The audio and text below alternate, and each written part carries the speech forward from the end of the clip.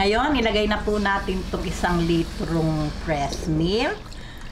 Sa medium to low heat lang po yung ating apoy.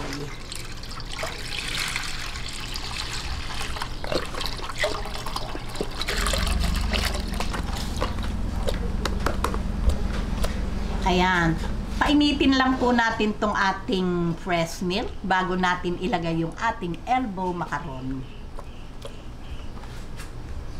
Ayan, ngayon po mainit na tong ating gatas. Lalagyan po natin ng 300 grams na elbow macaroni. Ayan.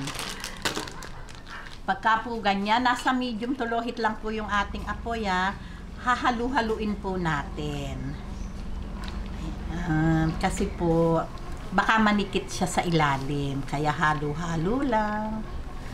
Ayan. Pero pwede naman itong itigil. Kunyari na mga 2 minutes. Babalikan din natin, hahaluin. Ganun lang po. Okay, ngayon, papakuluan lang po natin to sa ating inilagay na gatas hanggang sa maluto. Wag po yung malabsaka, al dente lang po yung kailangan nating texture ng ating elbow macaroni. Ayan, okay.